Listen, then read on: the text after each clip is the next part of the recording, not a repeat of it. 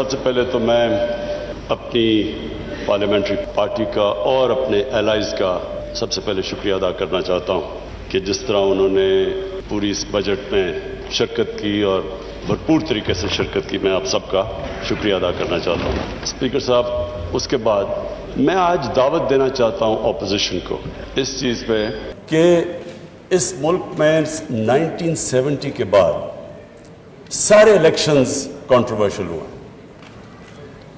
اور ابھی بھی بائی الیکشن سینٹ اس میں بھی کنٹروورسی ہو گئی۔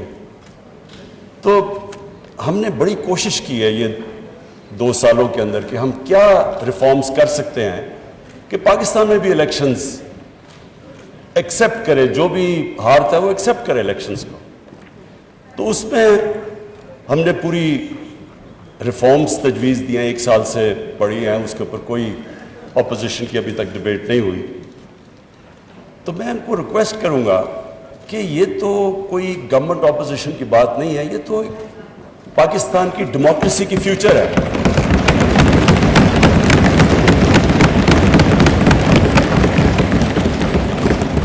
اسپیکر صاحب، کیونکہ میری 21 سال زندگی انٹرنیشنل کرکٹ میں گزری، تو میں صرف اپنے تجربے سے بتانا چاہتا ہوں کہ جب ہم کرکٹ کھیلتے تھے تو اپنے اپنے امپائر ملک کھڑے کرتے تھے، اور ہوتا کیا تھا کہ جو ہارنے والا ہے وہ ہار نہیں مانتا تھا، کہتے جو ہارتا تھا مخالف ملک میں جا کے وہ کہتا تھا جی امپائروں نے ہمیں ہرا دیا۔ اور مجھے فخر ہے اس چیز پہ کہ میں ایز پاکستان کیپٹن پوری کیمپین کی، اور پاکستان وہ ملک تھا جس نے کرکٹ ہسٹری میں پہلی دفعہ نیوٹرل امپائرز کھڑے کیے۔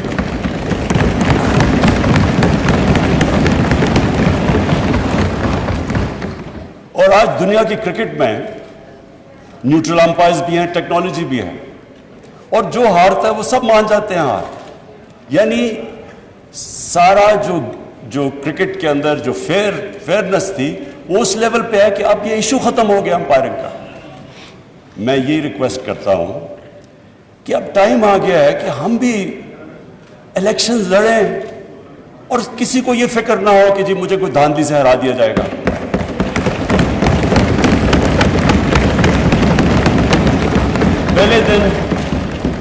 پہلے دن میں نے تقریر کرنے کی کوشش کی، اپوزیشن نے نہیں کرنے دی، اور انہوں نے کیا کہا؟ انہوں نے کہا جی الیکشن ٹھیک نہیں ہوئے۔ جب الیکشن ٹھیک نہیں ہوئے تو بتانا تھا کہ کس طرح ٹھیک نہیں ہوئے۔ جب ٹرمپ نے کہا کہ الیکشن ٹھیک نہیں ہوئے تو ان کے میڈیا اور پبلک نے کہا کہ ثبوت دو کہ ٹھیک نہیں ہوئے۔ ہم نے جب 2013 کے الیکشن میں کہا ٹھیک نہیں ہوئے تو ہم نے 133 میں سے 4 حلقے ڈیمانڈ کیے تھے کہ ان کی رینڈم آپ ان کی آڈٹ کر دیں، اگر یہ ٹھیک ہے ہم الیکشن مان جائیں گے۔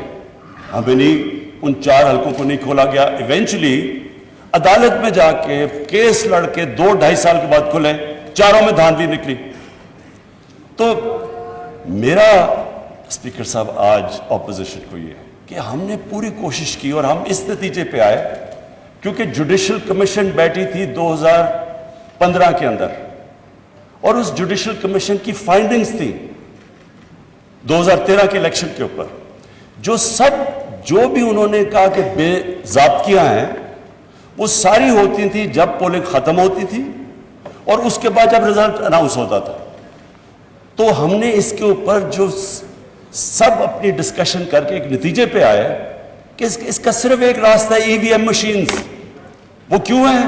کیونکہ ای وی ایم مشین جیسی الیکشن ختم ہوتا ہے بٹن دبتا ہے رزلٹ آ جاتا ہے۔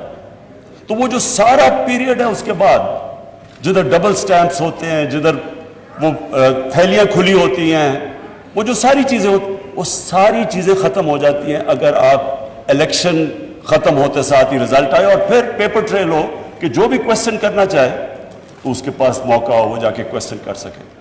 تو میں اگر ان کے پاس اپوزیشن کے پاس کوئی اور تجویز ہے تو ہم تیار ہیں سننے کے لیے۔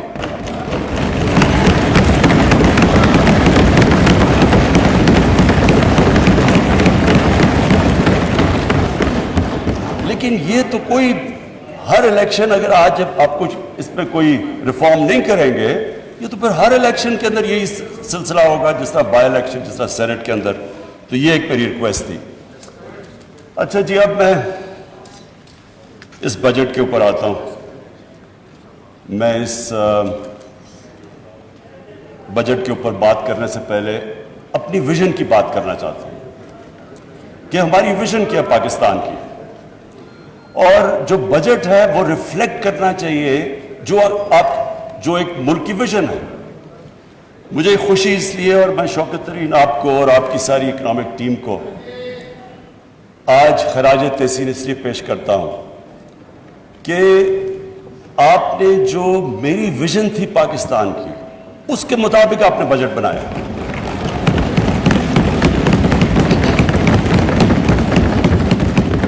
اسپیکر صاحب, جب ہم نے 25 سال پہلے تحریک انصاف کو اس کو شروع کیا پارٹی کو, تو ہماری جو موٹیویشن تھی, جو میری موٹیویشن تھی, وہ ایک ہی تھی جو کہ نظریہ پاکستان تھا. نظریہ پاکستان آبجیکٹو ریزولوشن کے اندر بڑا کلیئرلی ڈیفائنڈ ہے, اسلامی فلاحی ریاست.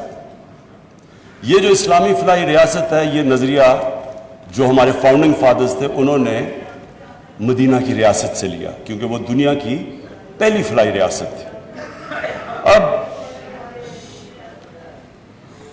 اب اسپیکر صاحب,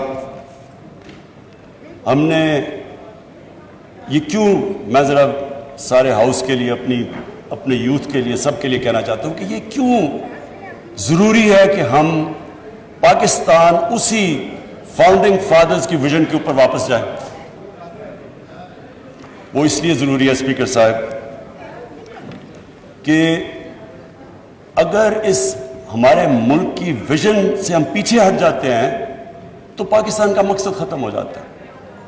پاکستان جب بنا تھا تو ہمیں یہ پتہ ہونا چاہیے کہ بہت زیادہ مسلمان ہندوستان میں رہ گئے تھے, لیکن انہوں نے بھی پاکستان کی حمایت کیوں کی تھی؟ کیونکہ جو ہمارے فاؤنڈنگ فادرز تھے, علامہ اقبال اور قائد اعظم, انہوں نے جو ایک ویژن دی تھی پاکستان کی, اس کی وجہ سے سارے ہندوستان کے مسلمان بھی متفق تھے کہ یہ ملک بننا چاہیے. اور وہ ویژن علامہ اقبال نے, اور جو مسلمان دنیا کے سب سے بڑا پچھلے 300-400 سال میں سب سے بڑے ذہن تھے, انہوں نے اس ویژن کے اندر جب کہا تھا کہ مسلمان جب بھی اٹھتا ہے, مسلمان کا سویلائزیشن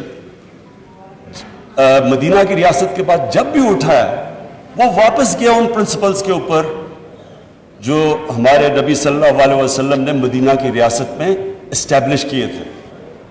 تو وہ پرنسپلز تھے جس کی وجہ سے ایک قوم اٹھی. تو میں اسپیکر صاحب آج بریفلی وہ بتانا چاہتا ہوں کہ وہ کیا چیز تھی کہ ایک اتنا عظیم سویلائزیشن کھڑا ہو گیا, اور کبھی اتنی تیزی سے ایک سویلائزیشن نہیں کھڑا ہوا. جب مدینہ پہنچے رسول اللہ, تو انہوں نے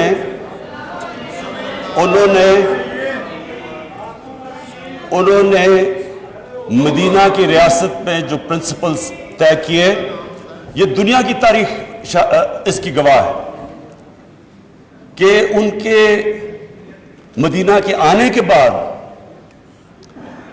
13 سال کے بعد جو ایک سپر پاور تھی وہ ان کے سامنے اس نے گھٹنے ٹیکے, بیزنٹائن ایمپائر, اور 14 سال کے بعد پرشین ایمپائر ان کے سامنے گھٹنے ٹیک گیا. یہ تاریخ کا حصہ ہے. اور اس کے بعد جو وہ سویلائزیشن انہوں نے سیٹ اپ کیا, وہ دنیا کا سب سے عظیم سویلائزیشن تھا. اس نے صرف یہ نہیں کہ وہ دنیا میں پھیل گیا, انہوں نے جو سویلائزیشن سیٹ اپ کیا, اس کی وجہ سے جو آج ماڈرن دنیا بنی ہے, وہ اس سویلائزیشن نے سارے جو گریک فلسفیز جو دنیا میں, جو ہندوستان میں فلسفیز تھی, ان کی ٹرانسلیشنز کی, ان کو ڈیولپ کیا. ہر فیلڈ میں وہ آگے نکلے, سائنس میں, میڈیسن میں. اور اس کے بعد وہ جب بعد میں ہمارا جب سویلائزیشن نیچے گیا تو یورپ نے ٹیک اوور کر لیا. تو وہ کیا اصول تھے؟ وہ 3 اصول تھے, اور جو ہم نے اپنی پارٹی بنائی 25 سال پہلے تو ہم نے وہ 3 اصول رکھے: انصاف, انسانیت اور خودداری.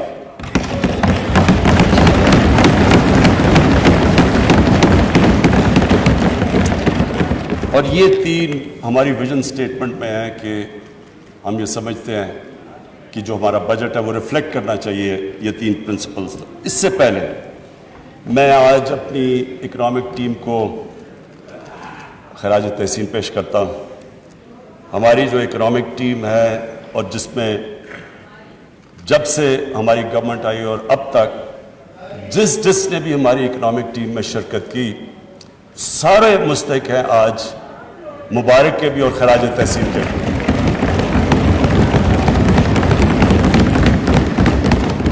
اس ہال میں ہمارے اسپیکرز نے سب نے بتایا کہ کس طرح کا پاکستان ہمیں ملا. جب ہماری گورنمنٹ آئی تو جو سب سے بڑے ہمیں پرابلم تھا وہ جو ٹرم استعمال کرتے ہیں کرنٹ اکاؤنٹ ڈیفیسٹ. جو کرنٹ اکاؤنٹ ہے وہ میں عام لوگوں کے لیے سمجھانے کے لیے کہ کرنٹ اکاؤنٹ کا مطلب یہ ہے کہ ملک میں ڈالرز کتنے آ رہے ہیں اور ملک سے باہر کتنے ڈالرز جا رہے ہیں. اس کا پاکستان کی تاریخ کا سب سے بڑا ڈیفیسٹ تھا. اس کا مطلب یہ کہ ہماری جو کرنسی تھی وہ خطرے میں تھی کیونکہ اتنا بڑا جب خسارہ تھا ڈالرز کی کمی تھی. ڈالرز کی کمی تھی تو ڈالرز نے اوپر جانا تھا, کرنسی نے ڈی ویلیو ہونا تھا. اس کے لیے جو سب سے بڑا ہمیں آتے ساتھ ہی سروائیول کا جو شروع میں پیریڈ تھا, ہم سب نئے تھے, ٹیم نئی تھی, تجربہ نہیں تھا, تو اس کے اندر اتنے بڑے کرائسس میں اس لیے اپنی ٹیم کو خراج تحسین پیش کرتا ہوں کہ ہم نے بڑے مشکل قدم اٹھائے اپنی اکانومی کو سٹیبلائز کرنے کے لیے. تکلیف دہ تھے اور اسپیکر صاحب وہ تکلیف دہ ایسے تھے کہ آپ ایک ملک اگر گھر کی مثال لے لیں, میں سب کے لیے ایک آسانی پیدا کرنا چاہتا ہوں کہ ہمارے سارے جو بھی آج دیکھ رہے ہیں سب کو سمجھ آ جائے کہ وہ کیا مشکل تھی پاکستان کو. ایک گھر مقروض ہو جاتا ہے, آمدنی اور خرچے میں بڑا خسارہ ہو جاتا ہے, کرایہ دار آ رہے ہیں, لوگ آ رہے ہیں پیسے مانگنے کے لیے, قرضے لیے ہوئے ہیں, تو وہ گھر کیا کرتا ہے؟ وہ صرف دو چیزیں کر سکتا ہے, اپنے خرچے کم کرتا ہے اور اپنی آمدنی بڑھانے کی کوشش کرتا ہے. تو جب وہ اپنے خرچے کم کرتا ہے تکلیف ہوتی ہے گھر کو. خرچے جب کم کرتا ہے, اگر آپ کے بچہ ایک اچھے اسکول میں جا رہا ہے اس کو آپ کو نکال کے دوسرے اس اسکول میں گورنمنٹ اسکول میں ڈالنا پڑتا ہے. اگر آپ کا گاڑی ہے تو موٹر سائیکل, اگر موٹر سائیکل ہے تو سائیکل لینا پڑتا ہے. وہ ایک جو بھی گھر اس سچویشن میں ہوتا ہے اس کو اس مشکل وقت سے گزرنا پڑتا ہے جب تک اس کی آمدنی اوپر نہیں آتی. تو ہمارے لیے وہ مشکل فیصلے کرنے تھے, لوگوں کو تکلیف ہوئی, عوام بڑی مشکل سے گزری اور کئی ابھی بھی گزر رہے ہیں. لیکن اس کے علاوہ جب ایک ملک مقروض ہو جائے اور جب ایک ملک اس مشکل میں پڑ جائے, اس کے علاوہ دوسرا اور کوئی راستہ نہیں ہے اس کا. کوئی بھی ملک لے لیں, جب ترکی میں پرائم منسٹر تب اردوغان آئے تو ان کو بھی جب ترکی کو جو وہ بھی قرضے میں ڈوبے ہوئے تھے ان کو بھی IMF کے پاس جانا پڑا, لیکن وہ بھی 2-3 سال مشکل وقت سے گزرے. تو مجھے آج یہ خوشی ہے کہ ہماری اکنامک ٹیم نے جس طرح کے فیصلے کیے, جس طرح ہم وہ چیلنجز لیے اور جس طرح ان چیلنجز سے نکلے. ایک تو اکنامک چیلنج تھا, دنیا میں باہر گئے, پیسے اکٹھے کرنے کی پوری کوشش کی. میں آج پھر اپنے وہ ملکوں کا شکر گزار ہوں جس طرح UAE نے ہماری مدد کی, سعودی عربیہ نے ہماری مدد کی, چائنا نے ہماری مدد کی.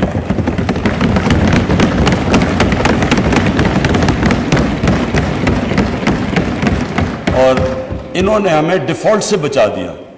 ڈیفالٹ کا بھی میں مطلب عام لوگوں کی یہ سمجھا دوں کہ ڈیفالٹ کا مطلب یہ ہوتا ہے کہ جب آپ اپنے لائبلٹیز آپ کے پاس پیسہ نہیں ہوتا لائبلٹیز دینے کا. جیسے ہی ایک ملک ڈیفالٹ کرتا ہے تو سب سے بڑا اس کے اوپر جو مسئلہ آتا ہے اس کی کرنسی پہ آتا ہے. تو جیسے جیسے آپ کی کرنسی گرتی ہے ملک میں مہنگائی بڑھ جاتی ہے, غربت بڑھ جاتی ہے, ساری انویسٹمنٹ رک جاتی ہے. تو ڈیفالٹ سے بچنے کے لیے ایک گورنمنٹس پوری کوشش کرتی ہے اور IMF کے پاس بھی اس لیے جاتی ہے.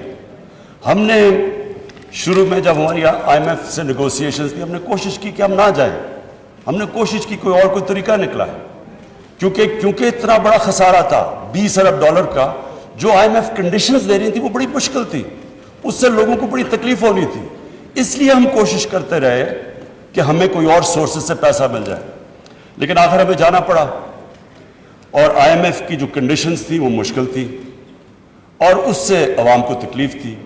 اب اس چیلنج سے نکل ہی رہے تھے، کرونا آ گیا، اور کرونا کے اندر ساری دنیا کے اندر جو اگر آپ دیکھیں کہ جو امپیکٹ پڑا ہے کرونا کا ان کی اکانومی کے اوپر، ساری دنیا کے اوپر امپیکٹ پڑا، تو ایک اکانومی جو پہلی تکلیف میں تھی اس کے اوپر سے کرونا آ گیا۔ میں آج پھر سے، میں پہلے بھی ان کو خراج تحسین پیش کر چکا ہوں، اپنی NCOC اسد عمر آپ کی اور آپ کی ٹیم کو،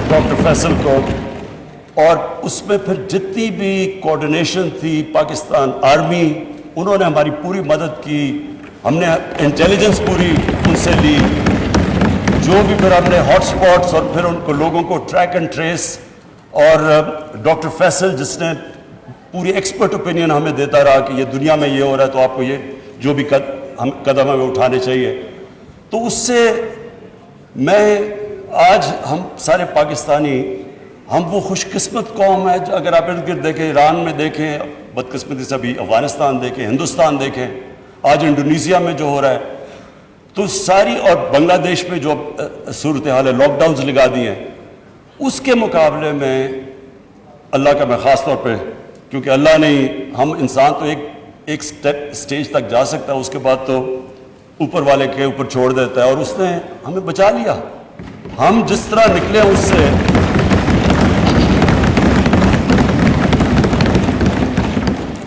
اور میں صرف ایک چیز کہوں گا کہ میرے خیال میں، یہ میرا ایمان ہے اللہ پہ، کیونکہ وہ غریب کی آواز سنتا ہے، ہم اس لیے بھی بچے کہ ہم نے بڑی جلدی یہ فیصلہ کیا کہ ہم پورا لاک ڈاؤن نہیں لگانے لگے، کیونکہ اس میں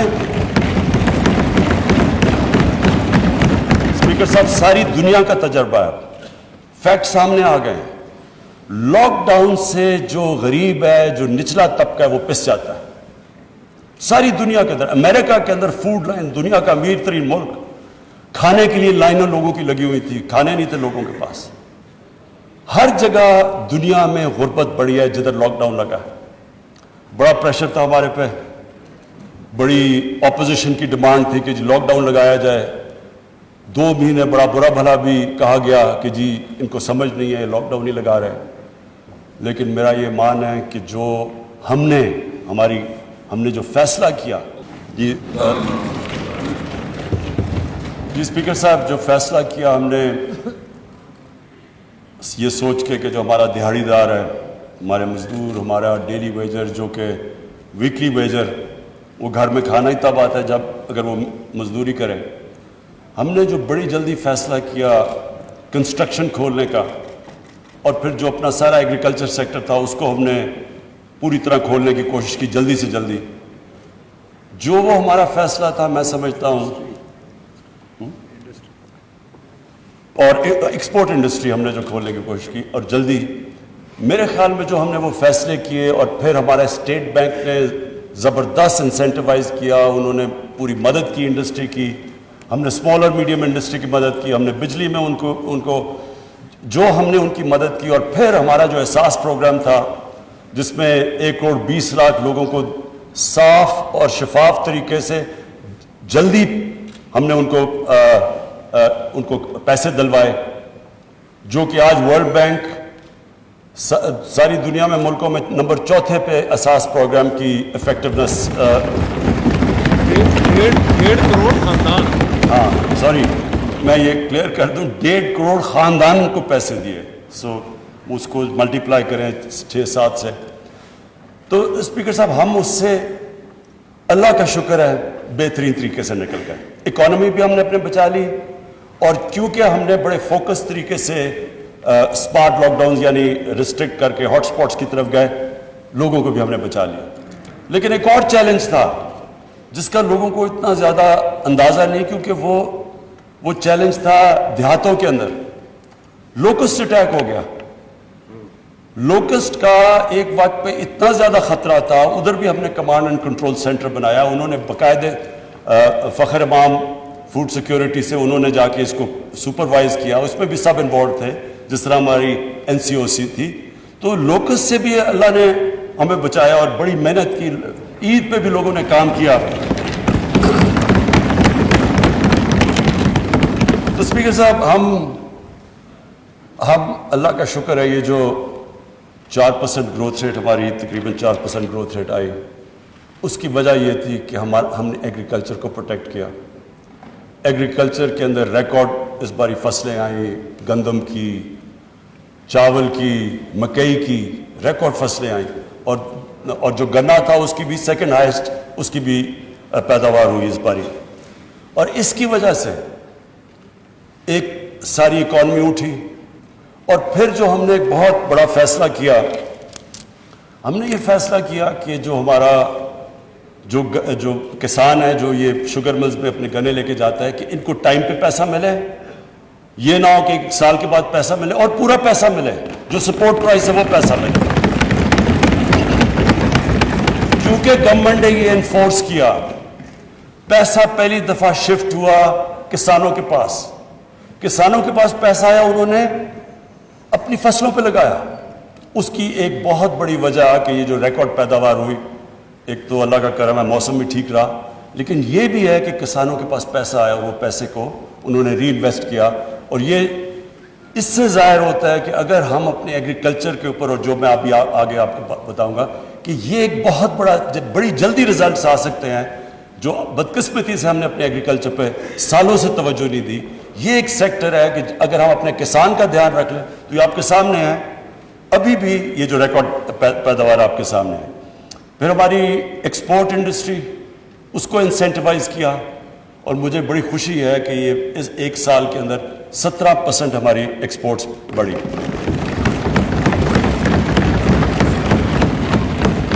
اسپیکر صاحب, جو جون کا مہینہ تھا, جون کے مہینے میں ہماری جو ایکسپورٹ صرف جون کے مہینے میں ہوئی وہ $2.7 ارب ہوئے, جو آل ٹائم پاکستان ریکارڈ ہے ایک مہینے کے اندر. اور پھر ہم نے جو اپنی کنسٹرکشن انڈسٹری کو انسینٹیوائز کیا, جو رکاوٹیں تھیں وہ دور کی. ہم نے باقاعدہ جو کنسٹرکشن انڈسٹری کے اندر لوگ تھے ان سے مذاکرات کر کے ہم نے ہر کوشش کی کہ ان کو انسینٹیوز دیے جائیں. کیونکہ جب کنسٹرکشن انڈسٹری چلتی ہے تو اس کے ساتھ, اور خاص طور پہ ہاؤسنگ, تو جتنے 30 انڈسٹریز ریلیٹڈ ہیں وہ ساری چلنی شروع ہو جاتی ہیں. تو اس کی بھی وجہ سے یہ جو گروتھ ریٹ ہماری بڑی آخر میں, یہ اللہ کا کرم تھا. اب آگے میں فیوچر میں بتا دوں, اس کے بعد واپس جاتا ہوں اپنی ویژن کے اوپر. دیکھیں فیوچر میں ہم بڑے کلیئر ہیں کہ اب پاکستان کا ڈائریکشن کیا ہے. ہماری جو گروتھ ہوگی وہ ایکسپورٹ لیڈ. ایکسپورٹس کے اوپر اب ہم پوری توجہ دے رہے ہیں. اور ابھی جو ہماری جو امپورٹس بڑھی ہیں اس کی ایک بہت بڑی وجہ یہ ہے کہ ایکسپورٹس کے لیے مشینری امپورٹ کی جا رہی ہے. اور یہ ٹائم لیگ کے ساتھ انشاءاللہ آپ دیکھیں گے کہ ہم پاکستان کی ریکارڈ ایکسپورٹس پہ پہنچ جائیں گے. دوسری چیز ہمارا ایگریکلچر سیکٹر, ایگریکلچر سیکٹر کے علاوہ جو میں انڈسٹری کے ایک اور بات کر دوں کہ اسمال اور میڈیم کے اوپر ہم اصل توجہ دے رہے ہیں. پہلے لارج اسکیل مینوفیکچرنگ کے اندر ہماری 9% گروتھ ریٹ ہوئی ہے. اسمال اور میڈیم کے اوپر پرابلم یہ ہے کہ ان کو بینکس قرضے نہیں دیتے. اب ان کے لیے فائنانس منسٹر طریقے ڈھونڈ رہے ہیں کہ ہم کیسے کے لیے پوری پالیسی ڈیوائز کریں, اور جو ریگولیشنز ہیں ان کو آسان کرتے جا رہے ہیں. کیونکہ اتنے زیادہ ریگولیشنز ہوتے ہیں وہ اسمال اور میڈیم انڈسٹری چلنے کا, اس کا وہ رجسٹری نہیں ہوتے ڈر کے ریگولیشن سے. تو اس کے اوپر پوری اب انسینٹیوائز کر رہے ہیں ان کو. جو ایگریکلچر ہے اس پہ ہم کئی چیزیں کر رہے ہیں. ایک تو پنجاب نے بڑا زبردست کام کیا, کسان کارڈ لے کے آ رہا ہے. کسان کارڈ سے ایک ڈیٹا بیس ہوگا, سارے کسانوں کو رجسٹر کر رہے ہیں ہم. اور جو چھوٹا کسان ہے, چھوٹے کسان کو جو 13 ایکڑ سے کم کسان ہے, اس کو ڈائریکٹ سبسیڈائز کریں گے, ان کو کھادوں کے اوپر, ان کی پیسٹیسائڈز کے اوپر. پھر اگر کوئی جس طرح بکھر میں ابھی میں نے سنا ہے کہ وہاں ان کی جو فیل ہو جاتی ہے, اب 3 سال سے ان کے جو چنے کی کراپ فیل ہوگی, ان کو ڈائریکٹ مدد کریں گے. تو یہ پہلی دفعہ کسان کارڈ کے ذریعے ڈائریکٹ مدد کریں گے اپنے کسانوں کے لیے. پھر جو بھی اس بار فائنانس منسٹر نے جو پیسہ رکھا ہے $60 ارب فیڈرل گورنمنٹ نے, سوری 60 ارب روپیہ جو ہماری فیڈرل گورنمنٹ نے رکھا ہے, جو پچھلی گورنمنٹ کے آخری سال میں 1.5 ارب تھا. تو یہ جو 60 ارب ہے اور اس کے اوپر جو 100 ارب کی چھوٹ دی ہے ٹیکسز کے اوپر ایگریکلچر سیکٹر پہ, کوشش یہ ہے کہ اب ہم ایگریکلچر سیکٹر کے اندر وہ کام کریں جو بہت پہلے کرنا چاہیے تھا, ریسرچ, سیڈ ڈیولپمنٹ. یہ سب سے امپورٹنٹ ہے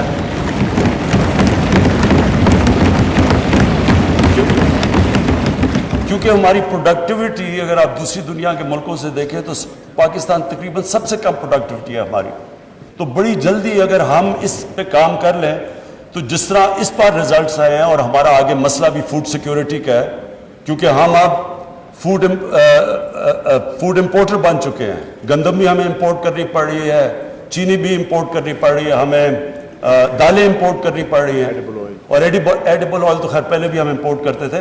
تو اب ہماری کوشش یہ ہے کہ ان کی پہلے تو اپنی پیداوار بڑھائیں تاکہ آگے بڑھتے ہوئے آبادی کے لیے ہم فوڈ سیکیورٹی پرووائڈ کریں, لیکن اس کے علاوہ اپنی پروڈکٹ, اس کے علاوہ جو کسان ہیں اس کو ڈائریکٹ, چھوٹے کسان کو سبسڈائز کریں کیونکہ اصل ہمارا 70% تو چھوٹا کسان ہے, اور اس کا سب سے بڑا پرابلم ہوتا ہے اس کے پاس پیسہ نہیں ہوتا, وہ آرتی سے پھنس جاتا ہے. اور اس کی ہم نے کسان کی اور مدد کرنے کے لیے کیا فیصلہ کیا, کسان مارکیٹس. یہ چائنا سے ہم نے دیکھا ہے کہ انہوں نے ورچوئل مارکیٹس بنائی ہوئے ہیں جو کسان اور ہول سیلر یا ریٹیلر کو وہ اکٹھا کر دیتے ہیں. وہ ڈائریکٹلی کسان سپلائی کرتا ہے ریٹیل کو, اس کو لوگوں کو بھی سستی چیزیں ملتی ہیں, بیچ میں جو مڈل مین اڑ جاتا ہے, اور کسان کو بھی اونچی پرائس ملتی ہے. اس کے اوپر اب انشاءاللہ ہم پورا کام کر رہے ہیں. پھر جی پاکستان کا جو بڑا مسئلہ ہے دودھ. اب دودھ ایک ایسی چیز ہے جو کہ ایک بچوں کے لیے سب سے امپورٹنٹ نیوٹریشن ہے, پروٹین ہے. اب مسئلہ یہ بنا ہوا ہے, کیلشیم ہے. پرابلم ہمارا یہ ہے کہ جو کھلا دودھ بکتا ہے وہ زیادہ تر کنٹامنیٹڈ ہے, اور پھر جب ہم ان کو جو کنٹامنیٹ دودھ کو ہٹاتے ہیں تو اس کی قیمت اوپر چلی جاتی ہے. تو ہم اس نتیجے پہ آئے ہیں کہ اس کا سب سے آسان طریقہ یہ ہے کہ ان کی جینیٹک امپرومنٹ کریں گایوں کی اور بھینسوں کی, اور اس کے لیے باہر سے اب یہی باہر سے امپورٹ کر رہے ہیں جو جس سے ان کی ہم جینز کو امپروو کر سکیں. انشاءاللہ یہ ہم سمجھتے ہیں کہ 1-2 سالوں کے اندر 2 سالوں میں اس کا امپیکٹ پڑ جائے گا, اور اس کے لیے ہم نے کافی پیسے رکھے ہوئے ہیں کہ ہمارا جو لائف سٹاک ہے وہ امپروو ہو. اتنی زیادہ ہمارے پاس گائے بھینسیں ہیں لیکن ان کی پروڈکٹیوٹی بہت ضرور. چائنا میں 6 گنا زیادہ ان کو وہی دودھ لیتی ہے گائے سے جس پاکستان کے مقابلے میں.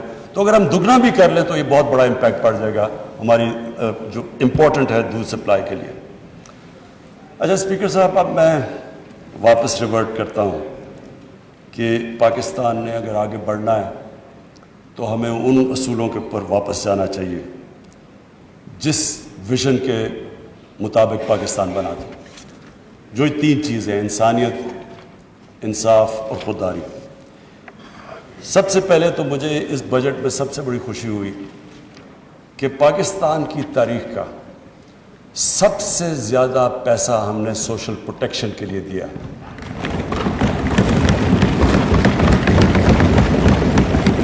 ہماری تاریخ میں کبھی اس کے قریب بھی ریسورسز کبھی بھی نچلے طبقے کو اوپر اٹھانے کے لیے نہیں کیا.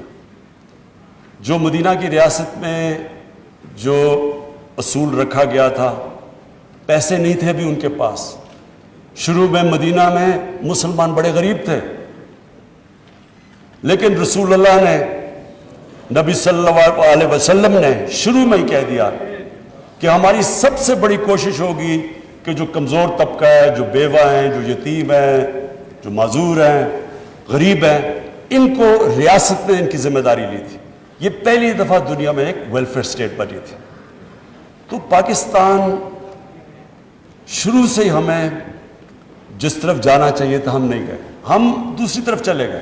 ہم نے کہا پہلے پیسہ آئے گا پھر ویلفیئر اسٹیٹ بنے گی, کہ جو اوپر سے جو ورڈ یوز کیا جاتا ہے ٹرکل ڈاؤن افیکٹ ہوگا، پیسہ ہوگا تو پھر وہ پیسہ نیچے آئے گا. یہ ٹرکل ڈاؤن افیکٹ مدینہ کی ریاست میں نہیں تھا. پہلے انہوں نے ذمہ داری لی اپنے کمزور طبقے کی، پہلے ریاست نے ان کو اوپر اٹھایا اور پھر خوشحالی آئی. اصل میں جو ایمان والے لوگ ہیں وہ یہ جانتے ہیں کہ کامیابی تو اللہ نے دینی ہوتی ہے، کوشش انسان کرتا ہے، وہ دیکھتا ہے، وہ پھر سے میں یہ کہوں گا وہ غریب کی آواز سنتا ہے. جب آپ نچلے طبقے کی مدد کرتے ہیں، دکھی انسانیت کی، اوپر والے سے برکت آتی ہے. اور یہ ہمارے سامنے ہے.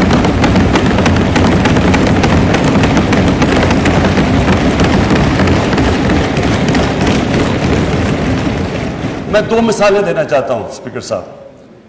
چائنا اور ہندوستان دونوں کی آبادیاں 1 ارب سے زیادہ ہیں. 35 سال پہلے چائنا تقریباً ادھر ہی کھڑا تھا جدھر ہندوستان کھڑا تھا. آج چائنا کدھر چلا گیا اور ہندوستان کدھر ہے؟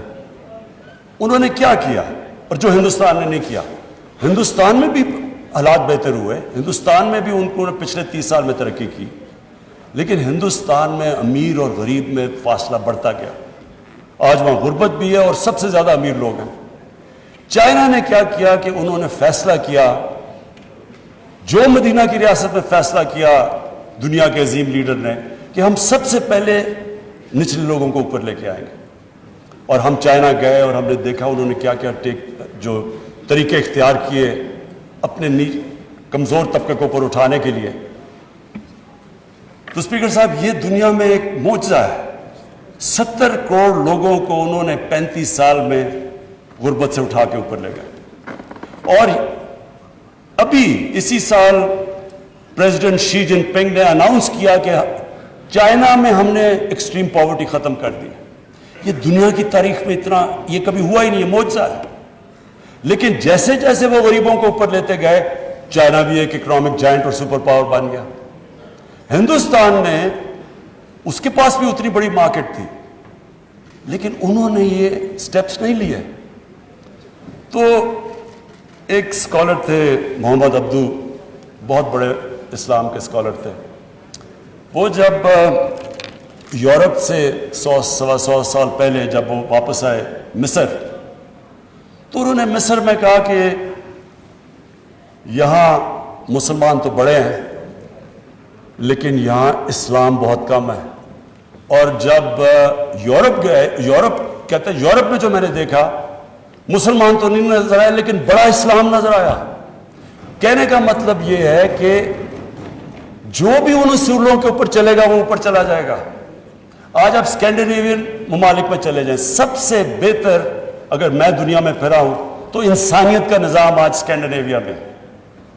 آپ وہاں خوشحالی دیکھیں کیسی ہے اور ان کی انسانیت دیکھیں کیسی ہے. ہر انسان کی قدر ہے، اس سے بھی آگے چلے گئے ہیں، جانوروں کی قدر ہے وہاں. اور وہ بھی میں کہہ دوں کہ وہ بھی حضرت عمر کا قول تھا کہ اگر کتا بھی میری ریاست میں بھوکا مرتا تو میں ذمہ دار ہوں. یعنی یہ ہے انسانیت کا تقاضا. اور ان ملکوں میں جو جن کو مسلمان نہیں کہتے، لیکن مسلمان ملکوں میں آپ دیکھ لیں، ہمارے ملک میں دیکھ لیں کہ امیر ہوتا جاتا ہے، غریب ہوتا جاتا ہے. کوئی سوشل سیکیورٹی نیٹ ورک نہیں ہے. ہمارا آج فیملی سسٹم نہ ہو، ہمارا خاندانی نظام نہ ہو تو یہاں تو لوگ بھوکے مرتے رہیں. ہمیں تو آج اگر کسی نے بچایا ہوا ہے تو وہ ہمارے ایکسٹینڈڈ فیملی سسٹم نے بچایا ہوا ہے. کوئی بے روزگار ہوتا ہے تو اندر لے لیتے ہیں، اس کا دھیان رکھتی ہے. ہمارے تو کوئی سوشل سیکیورٹی نہیں ہے. میں پہلی دفعہ جب برطانیہ گیا تو میں نے تو پہلی دفعہ دیکھا کہ ایک فلاحی ریاست کیا ہوتی ہے. آپ کوئی آدمی کسی گورنمنٹ کے بیمار ہو، آپ کسی ہسپتال میں چلے جائیں، آپ کا مفت علاج تھا. سارے غریب سے غریب آپ ہوں، آپ کو مفت تعلیم ملتی تھی اور کوالٹی کی تعلیم ملتی تھی. کئی ان کا پرائم منسٹر ایک آدھ بنا، وہ بھی ایک سرکاری اسکولوں میں مفت پڑھ کے بنا. ادھر آپ بے روزگار ہوتے ہیں، ان امپلائمنٹ بینیفٹس ملتی ہیں جب تک آپ کو روزگار نہیں ملتا. عدالت میں غریب آدمی جاتا ہے، اس کو لیگل ایڈ ملتی ہے مفت کی، اس کو وکیل ملتا ہے. ہم نے تو پہلی دفعہ یہ دیکھا. یہاں تو اس طرح کا کانسیپٹ ابھی تک تھا ہی نہیں. تو یہ میں آج فائنانس منسٹر آپ کو اس لیے خراج تحسین پیش کرتا ہوں، یہ پہلی دفعہ پاکستان اس طرف نکل گئی ہے جدھر ہم آج سے 74 سال پہلے جانا چاہیے تھا، اسلامی فلاحی ریاست۔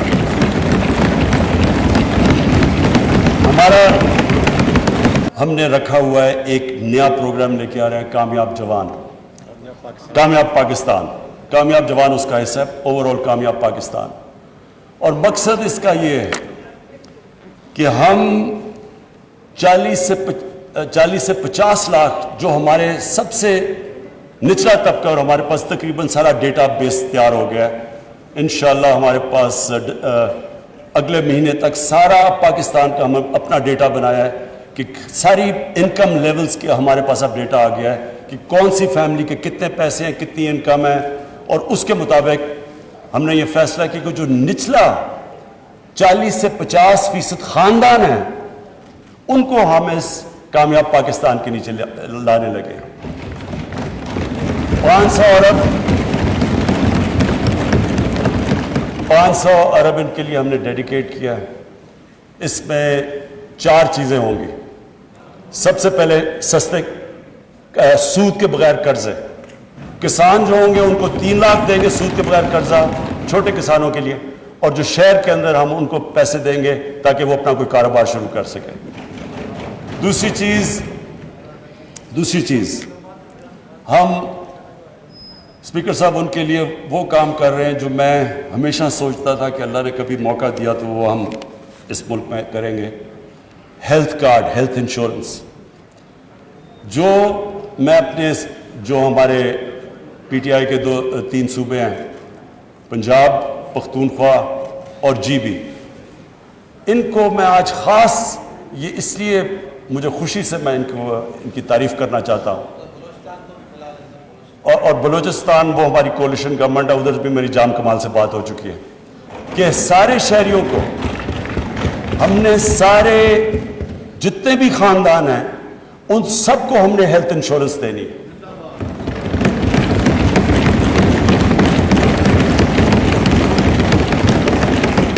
اسپیکر صاحب، یہ جو بھی جس نے بھی دیکھا ہوا ہے، جس نے اس ملک میں غربت دیکھی ہے، سب سے بڑا عذاب ایک غریب خاندان پہ ہوتا ہے جب وہاں ایک بیماری ہو جاتی ہے۔ پہلے ان کے بجٹ نہیں مل رہا ہوتا ہے، وہ مشکل سے اپنے گھر کا گزارا کر رہے ہوتے ہیں، تو ایک فرد جب بیمار ہوتا ہے یا اس کو کوئی پیسہ خرچ کرنا پڑتا ہے، وہ قرضے لیتے ہیں، سارا خاندان غربت کے نیچے چلا جاتا ہے۔ یہ جو چیز کی ہے، میں اپنی ساری اگر میں اچیومنٹ کو کہوں کہ جس سے مجھے سب سے زیادہ خوشی ہے وہ یہ ہیلتھ انشورنس ہے، اور یونیورسل ہیلتھ انشورنس۔ یہ امریکہ جیسی جگہ میں نہیں ہے۔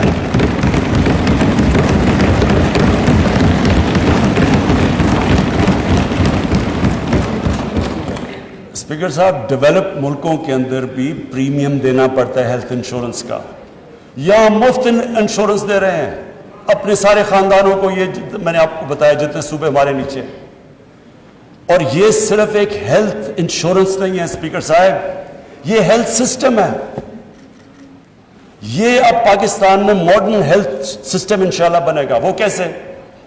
اب کیا ہوتا ہے کہ سرکاری ہاسپٹل صرف بناتے ہیں دیہاتوں کے اندر، چھوٹے شہروں میں، بڑے شہروں کے اندر صرف کمرشل ہاسپٹل بنتے ہیں، پرائیویٹ سیکٹر صرف وہاں آتا ہے، کیونکہ چھوٹے شہروں میں وہ پیسے نہیں دے سکتے، غریب آدمیوں کے پاس بائنگ پاور نہیں ہوتی، تو وہ وہاں ہاسپٹل نہیں جاتے۔ یا سرکاری ہاسپٹل جب آپ لے کے جاتے ہیں ڈسٹرکٹس میں، وہاں ڈاکٹرز نہیں جاتے، وہاں آپ ہاسپٹلز دیکھیں وہ خالی پڑے رہتے ہیں، بڑی مشکلوں سے ایکسٹرا پیسے دینے پڑتے ہیں۔ پختونخوا میں انہوں نے ایکسٹرا ان کے لیے پیسے دیے تاکہ ڈاکٹرز جا سکیں۔ اب یہ جو ہیلتھ کارڈ ہے، اس سے اب دیہاتوں کے اندر لوگوں کے پاس بائنگ پاور آ گئی ہے، وہ اپنا علاج کروا سکتے ہیں، وہ پیسے دے سکتے ہیں۔ اور ہیلتھ کارڈ صرف سرکاری ہاسپٹل میں نہیں، کسی بھی ہاسپٹل کے اندر ہیلتھ کارڈ استعمال ہو سکتا ہے۔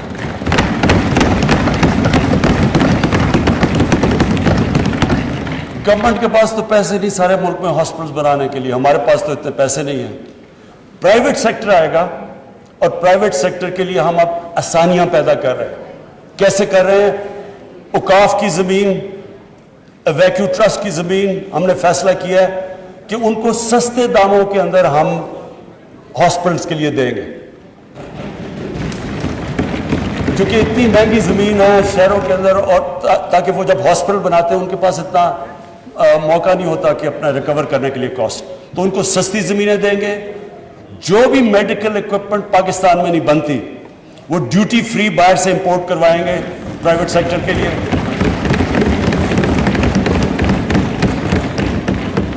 اور انشاءاللہ میرے خیال میں یہ جو ایک ایسا ہم نے قدم اٹھایا ہے، یہ جو یہ ایک ریولوشنری سٹیپ ہے، اور یہ نمبر 1 قرضے، نمبر 2 ہیلتھ کارڈ ان کو دیں گے ساری فیملیز کو، وہ ویسے بھی ہم کور کر رہے ہیں. تیسری چیز ہم نے ان کے لیے ٹیکنیکل ایجوکیشن، ایک فرد کو ایک خاندان میں ٹیکنیکل ایجوکیشن دیں گے تاکہ اس کے پاس ہنر آ جائے، تاکہ وہ کمائی اپنی کر سکے. اور پھر اسپیکر صاحب جو اس کے بعد مجھے اس کے بعد جو ہمارا بڑا زبردست انشاءاللہ یہ پروگرام ٹیک آف کرنے والا ہے، لو کاسٹ ہاؤسنگ. عام لوگوں کے لیے وہ گھر جو کہ لوگ خرید نہیں سکتے تھے اب تک، تنخواہ دار طبقہ ہے، ویلڈر ہے، مزدور ہے، کسی کے پاس کیش نہیں تھا گھر اپنا بنانے کے لیے. اس لیے ہمارے شہروں کے اندر کچی آبادیاں پھیلتی جا رہی ہیں، کیونکہ کسی نے سوچا ہی نہیں کہ عام آدمی کیسے گھر شہر میں خرید سکتا ہے. اور یہ ساری جگہ پہ آپ دیکھ لیں، کراچی میں اتنی مہنگی زمین ہے، وہاں تقریباً 30-40% کراچی کچی آبادیاں ہیں، لاہور کے اندر کچی آبادیاں ہیں، بڑے شہروں میں کدھر سے غریب آدمی آ کے شہر میں اکوموڈیشن لے سکتا ہے. تو یہ ایک بہت بڑا سٹیپ ہے کہ ہم نے اب بڑی محنت سے ایک قانون جو پھنسا ہوا تھا عدالتوں کے اندر، کئی سالوں سے پھنسا ہوا تھا، فورکلوجر لا، وہ ہم نے عدالتوں سے کلیئر کروایا. پھر بینکوں سے بیٹھے، پھر بینکوں کو انٹرسٹ کیا اس کے اندر. ابھی بینکوں کو پریکٹس نہیں ہے، ان کو عادت نہیں ہے کہ چھوٹے لوگوں کو قرضے دینے کے لیے، لیکن ان سے ہم مسلسل میٹنگز کر رہے ہیں. اسٹیٹ بینک کے گورنر بھی ان کو زور لگا رہے ہیں کہ وہ قرضے دیں چھوٹے طبقے کو. لیکن ایک اور اب ہم نے جو مائکرو فائننس کو، یعنی وہ کمپنیز جو کہ مائکرو فائننس دیتی ہیں چھوٹے لوگوں کو جس میں اخوبت ہے، انشاءاللہ اب ہمارا پورا پروگرام ہے کہ یہ جو لو کاسٹ ہاؤسنگ ہے، یہ سب سے پہلے یہ جو 40 لاکھ نیچے خاندان ہیں ان کو ہم اس لو کاسٹ ہاؤسنگ کے اندر شامل کریں.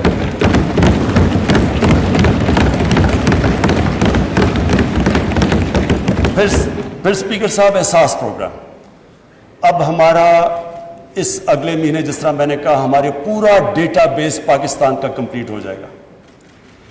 اب یہ ڈیٹا بیس کمپلیٹ ہوگا، اس کے بعد ہمارا جو نیکسٹ سٹیپ ہے کہ اب ہم نے وہ سافٹ ویئر ڈیولپ کر رہے ہیں، اور جتنے بھی کریانہ سٹورز ہیں اور یوٹیلیٹی سٹورز ہیں ان کے اندر وہ آٹومیشن لے کے آ رہے ہیں. ان کے پاس وہ ہوگا جو ڈیوائس، اور ان کے ذریعے 1,20,00,000 خاندانوں کو ڈائریکٹ سبسڈی دیں گے احساس کے ذریعے.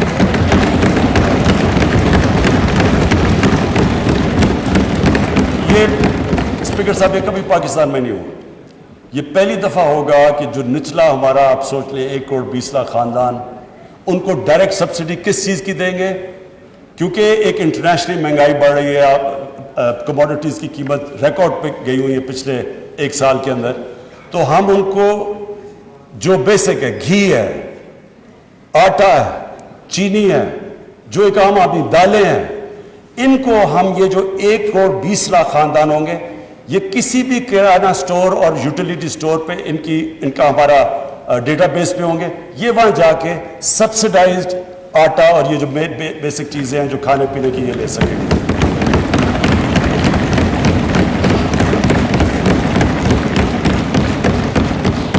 اور پھر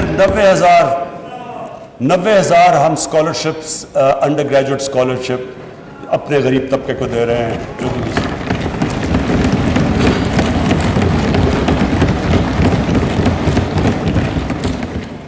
اچھا اسپیکر صاحب، پھر اب میں صرف یہ کہنا چاہتا ہوں کہ ہمارا جو اب ڈائریکشن ہے وہ نکل گیا ہے، جو کہ پاکستان کی ویژن ہے کہ ایک فلاحی ریاست کی طرف جا رہا ہے پاکستان.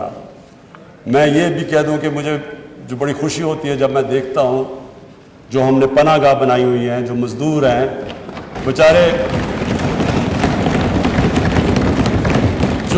جو محنت کش لوگ جو کہ سارا دن مزدوری کرتے ہیں اور پھر بچا کے پیسہ اپنی بیوی بچوں کو بھیجتے ہیں، تو اب ہماری پناہ گاہ کا جو جال ہے وہ انشاءاللہ ہم سارے پاکستان میں ان ایریاز میں دیتے ہیں جدھر باہر سے لوگ مزدوری کرنے آتے ہیں، تاکہ وہ سو بھی سکیں، ان کو کرایہ بھی نہ دینا پڑے، ان کو کھانا پینا بھی مل جائے، وہ صاف ان کو نہا دھو بھی لیں، اور اس کے بعد جو بھی پیسہ ان کا بچے وہ سیدھا اپنے گھر میں بیوی بچوں کو بھیجیں گے۔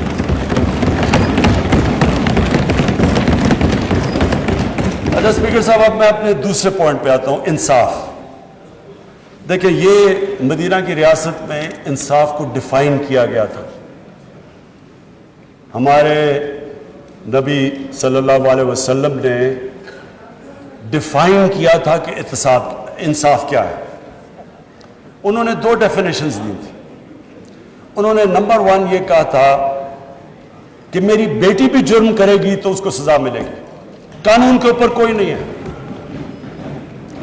دوسرا، اس سے ریلیٹڈ انہوں نے ان کی حدیث تھی کہ تمہارے سے پہلے بڑی قومیں تباہ ہوئی جدھر طاقتور کے لیے قانون، کمزور کے لیے دوسرا، یعنی جدھر طاقت کی حکمرانی تھی قانون کی حکمرانی نہیں تھی، وہ قومیں تباہ ہو گئی۔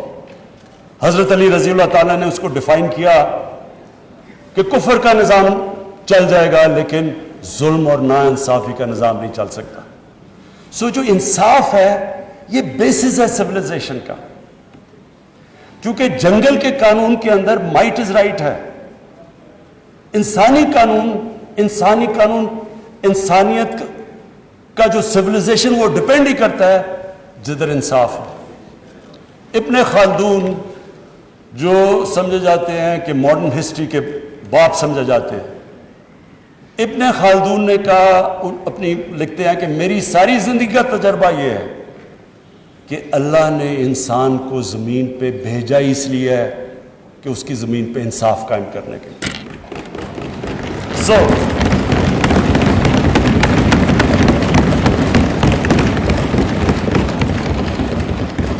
اسپیکر صاحب،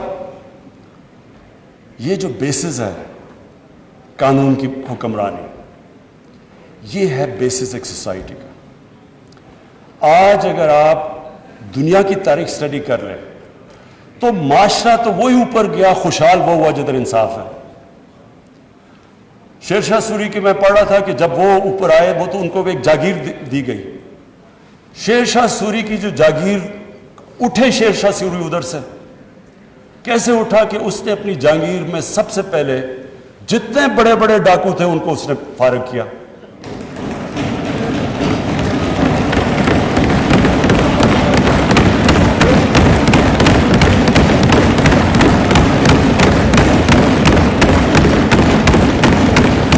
جیسے ہی اسپیکر صاحب، جیسے ہی اس نے جو بڑے بڑے وہاں گینگز پھرتی تھی ڈاکو کے، ان کو فارغ کیا، امن آ گیا۔ جیسے ہی امن آیا تو ارد گرد کی جتنی جاگیریں تھیں وہ سارے جو تاجر تھے وہ شیر شاہ کے جاگیر میں آ گئے، کیونکہ وہاں امن تھا، وہاں خوشحالی آ گئی۔ ساروں کو دنیا میں ارد گرد ہو گیا کہ سب کو شیر شاہ سوری کا نام پتہ چل گیا کہ سب سے زیادہ خوشحال تھا وہ۔ آپ اٹھا کے دیکھ لیں، پہلے دلی کی سلطنت دیکھ لیں، بلبن تھا تو ایک وہ آدمی تھا جو کہ انصاف پسند تھا، وہاں خوشحال تھا۔ علاؤ الدین خلجی، اس کے دورے میں خوشحالی تھی۔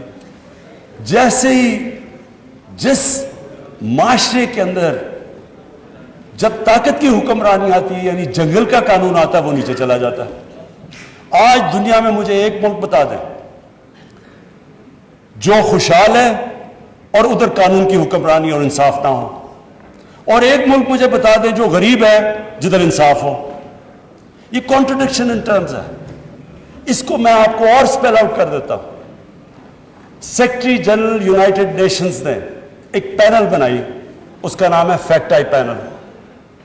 فیکٹ آئی پینل نے انویسٹیگیٹ کیا کہ یہ امیر اور غریب ملک میں فاصلے کیوں پڑ رہے ہیں، امیر ملک امیر ہوتے جا رہے ہیں، غریب غریب ہوتے جا رہے ہیں۔ اسپیکر صاحب، ان کی جو کنکلوژن ہے وہ ہمارے ملک کے لیے بڑی ریلیونٹ ہے۔ وہ فیکٹ آئی پینل نے یہ کہا کہ غریب ملکوں سے، ڈیولپنگ ورلڈ سے ہر سال 1000 ارب ڈالر منی لانڈر ہو کے امیر ملکوں اور آف شور بینکس میں چلے جاتے ہیں۔ 1000 अरब डॉलर। हमारा सुने, हमारा कितना बजट होगा? 60-70 अरब डॉलर का। हमारा बजट 22 करोड़ लोगों में 60-70 अरब डॉलर। 1000 अरब डॉलर हर साल गरीब मुल्कों से अमीर मुल्कों में चले जाते हैं।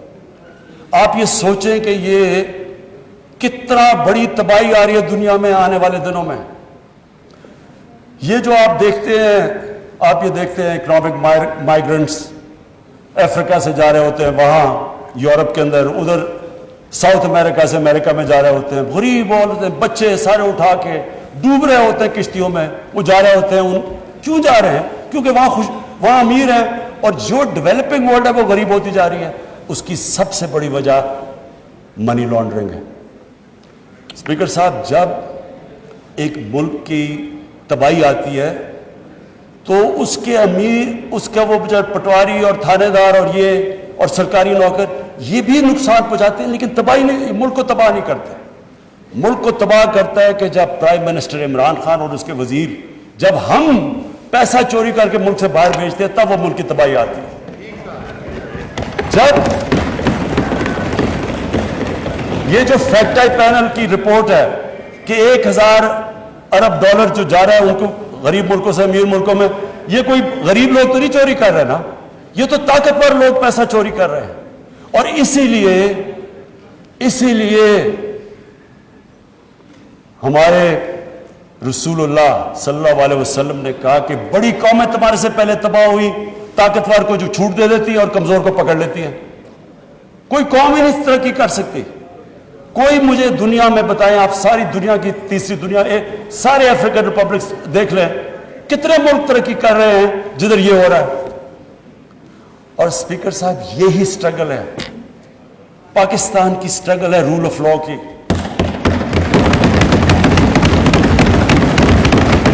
मुझे भी अब कल मैं देख रहा हूं, कल आया जी के एक सिंध के MNA, उसको नैब के लोग पकड़ने गए, उधर क्राउड इकट्ठा हो गया, उन्होंने नैब को लोगों को मारा, पुलिस ने मदद नहीं की। तो ये क्या, इसका क्या मतलब कि मैं अगर 1000-2000 आदमी जमा कर लूं, मैं जो मर्जी कानून तोड़ दूं, मैं कानून के ऊपर चला जाऊंगा? ये है जंगल का कानून, जिसकी लाठी उसकी भैंस। ये एक सिविलाइज्ड मुल्क के अंदर मुल्क नहीं चल सकता ऐसे।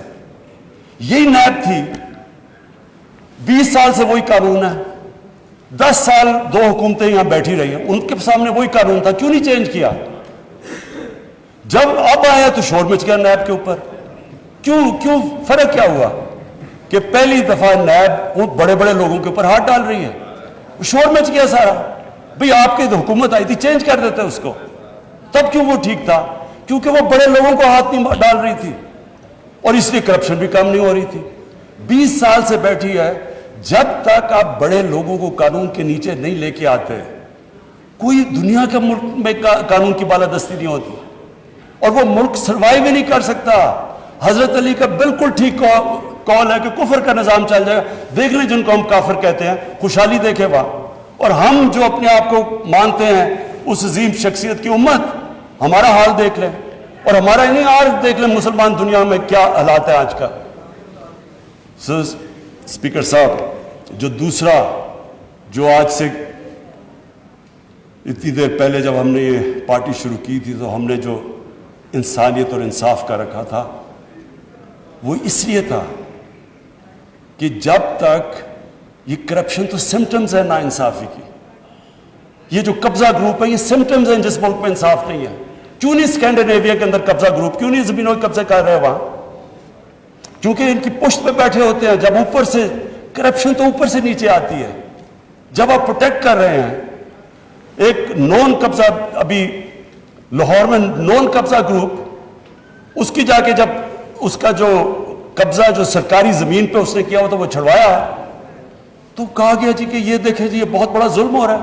भाई आपके पास लैंड रिकॉर्ड्स है, आप जाए अदालतों के पास, अदालतें तो आजाद है। अब यहां कौन इमरान खान टेलीफोन कर रहे हैं जी कि आप ये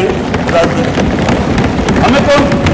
सुप्रीम कोर्ट के अंदर, सुप्रीम कोर्ट आजाद है आज। कोई कह सकता है कि लाहौर हाई कोर्ट आजाद नहीं है? क्या कोई कह सकता है कि हमारी हुकूमत उसको कंट्रोल कर रही है? तो सारे आजाद हैं। سو اسپیکر صاحب، بات یہ ہے کہ اگر پاکستان نے اپنے پوٹینشیل پہ پہنچنا ہے، یہ جنگ اس قوم نے جیتنی ہے۔ طاقتور لوگوں کو جب تک ہم قانون کے نیچے نہیں لے کے آئیں گے،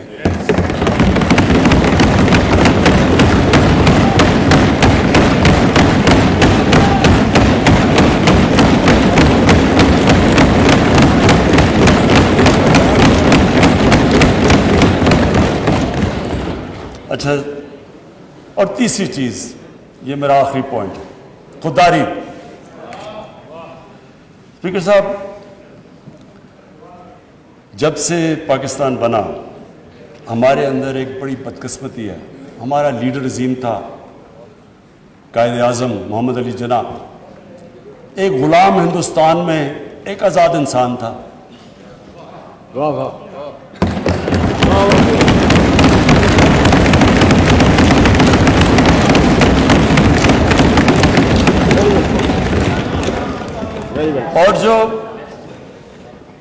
اور جو ہمارے جس کی ہم امت ہے، میں صرف ایک چھوٹی سی چیز نریٹ کرنا چاہتا ہوں، یہ بڑا امپورٹنٹ ہے سمجھنے کے لیے کہ یہ کتنی بڑی خواب تھی پاکستان۔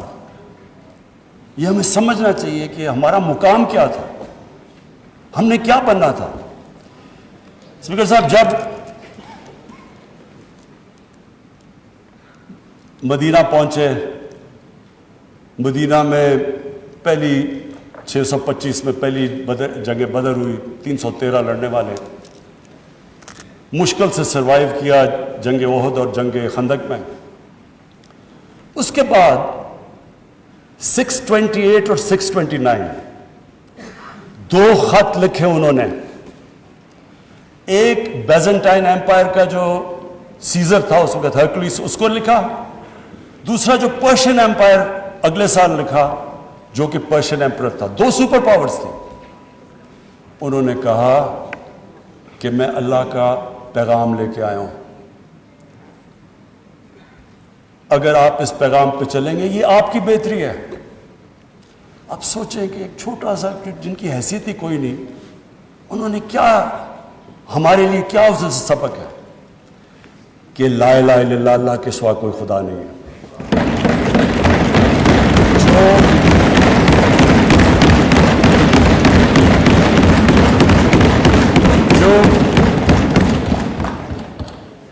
جو اللہ کے سامنے جھکتا ہے وہ کسی انسان کے سامنے نہیں جھکتا، چاہے وہ رومن ایمپرر ہو اور چاہے وہ پرشین ایمپرر ہو۔ اور کون سوچ رہا تھا کہ وہی جو بڑے ایمپائرز تھے، سپر پاورز تھی، وہ دیکھتے تھے یار وہ دیکھیں یہ تو آج تو ماڈرن ڈے ہے، ان دنوں میں تو اونٹ کی ٹریول تھی، تو سوچیں کہ اتنی تیزی سے وہ کیسے کولیپس کر گیا۔ دیکھیں جو لا الہ الا اللہ ہے نا، وہ انسان میں غیرت دیتا ہے، اور غیرت کے بغیر نہ کوئی انسان بڑے کام کرتا ہے، نہ آج تک قومی غیرت کے بغیر کوئی ملک اٹھا ہے۔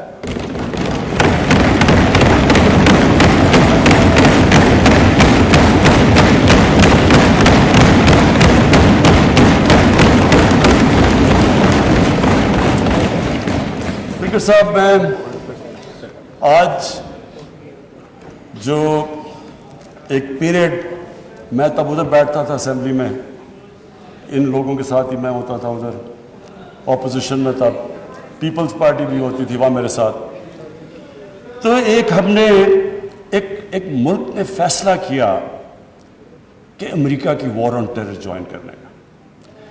میں آج اس کے اوپر اس لیے بات کرنا چاہتا ہوں کہ یہ میں بڑا، اگر میری ساری زندگی میں جو میں سب سے زیادہ پاکستانی ہوتے ہوئے مجھے ذلت فیل ہوئی ہے وہ اس ٹائم پہ ہوئی ہے، تو اس لیے میں آج اس کی بات کرنا چاہتا ہوں۔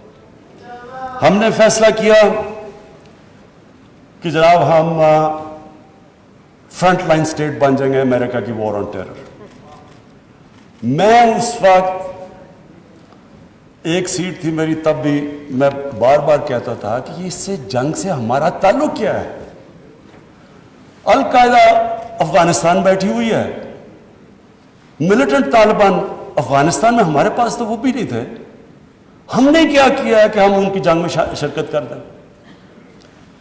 وہ جو پیریڈ ہے وہ میں اس لیے چاہتا ہوں کہ ہم ہمیشہ کے لیے، میری قوم سیکھے. قوم، ایک انسان، ایک ادارہ آگے تب بڑھتا ہے جب اپنی غلطیوں سے سیکھتا ہے. وہ جو ہم نے حماقت کی، میں یہ چاہتا ہوں کہ میں ذرا پیریڈ آپ کو، کیونکہ میں نے شرکت کی اس میں، وہ جب میٹنگز ہو رہی تھی، جب وہاں فیصلے کیے گئے، فیصلہ یہ کیا گیا کہ نہیں جی امریکہ بڑا ناراض ہے. لفظ استعمال کیا گیا جو اس میٹنگ میں ہوں گے کہ وونڈڈ بیئر ہے، کس طرف بھی ہاتھ مار دے گا، ہمیں کچھ بھی کر سکتا ہے، اس لیے ہمیں اس کی مدد کرنی چاہیے. ہاں مدد کریں، دہشت گردی ہوئی تھی، ہمیں ان کی مدد کرنی چاہیے. لیکن جو ہم نے کیا اس کے بعد، کوئی قوم کسی اور کی جنگ میں شرکت کر کے 70,000 اپنے لوگوں کی قربانی دیتی ہے. 150 ارب ڈالر اپنے ملک سے، اس سے بھی زیادہ گیا ہوگا، ہمیں پتہ ہی نہیں ہے، کیونکہ یہاں تو کوئی کرکٹ ٹیم نہیں آتی رہی. انویسٹر نے کہا نا پاکستان، یہاں تو ملک کو انہوں نے کہہ دیا the most dangerous place in the world. تو ہم نے جو وہ کہتے رہے ہم کرتے گئے. ایک ٹامی فرینکس ان کا کوئی جنرل تھا، اس کی کتاب میں نے اس میں ایک سینٹنس پڑھا. اس نے کہا کہ we knew Musharraf was vulnerable so we kept pushing him. وہ جو وہ کہیں ہم کرنے کے لیے تیار ہو جائیں. لوگ اپنے وہاں پکڑا دیے، ان کو پکڑ کے گوانٹانامو میں بھجوا دیے. اپنی کتاب میں لکھا مشرف نے کہ میں نے پیسے دے کے لوگوں کو بھجوایا. کس قانون کے تحت؟ یعنی جو اپنے لوگوں کی، اپنی قوم کی، اپنے لوگوں کی، اگر وہ حکومت ہی ان کی حفاظت نہیں کرتی تو اور کس نے ان کی حفاظت کرنا ہے؟ پکڑا دیا جناب امریکہ کو، گوانٹانامو میں پہنچا دیا.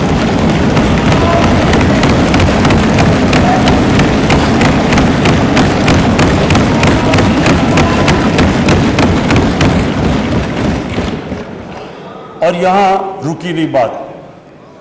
قبائلی علاقے میں جی وہاں تورا بورا کے بعد ان کے تھوڑے سے القاعدہ آ گیا. القاعدہ تورا بورا کے بعد آ گئے. اوپن بارڈر تھا قبائلی علاقے میں. ہمیں انہوں نے حکم کیا کہ آپ جا کے ان کو اپنی فوج بھیجو قبائلی علاقے میں. چند 100 القاعدہ کے پیچھے ہم نے اپنی فوج بھیج دی قبائلی علاقے میں.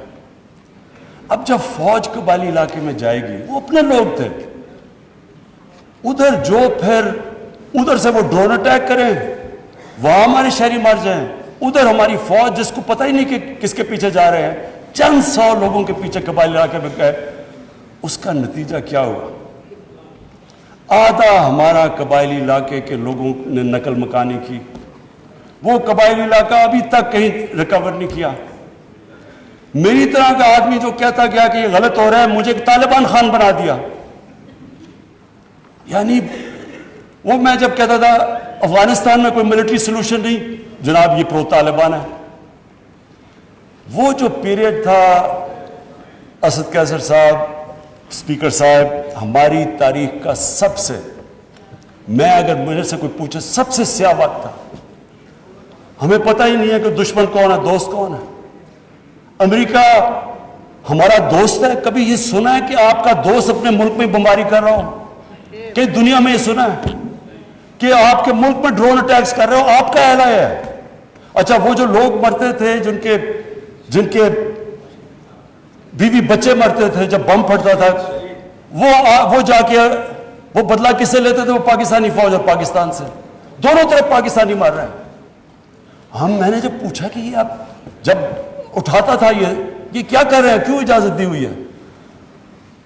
وہ آگے سے کہتے تھے کہ کیونکہ پاکستان نہیں ان کے پیچھے جا رہا، لہٰذا ہمیں وہ کرنا پڑتا ہے. اسپیکر صاحب، ہمارا 30 سال سے بیٹھا ہوا ہے لندن کے اندر ایک دہشت گرد، اس کو ڈرون ماریں گے تو کیا وہ اجازت دے دیں گے ہمیں؟ اب سوچیں اگر انگلینڈ میں ہم ڈرون اٹیک کر دیں اس کے اوپر تو کیا اجازت دیں گے وہ ہمیں؟ تو اگر وہ نہیں اجازت دیں گے،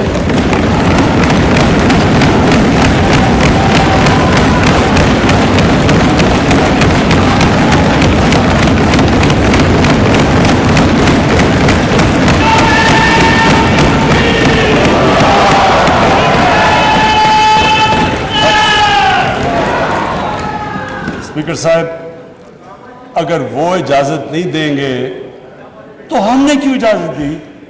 کیا ہم سب ہیومن ہیں؟ ہم آدھے انسان ہیں؟ یا کیا ہماری کوئی ویلیو ہماری جان کی نہیں جو اتنی کی؟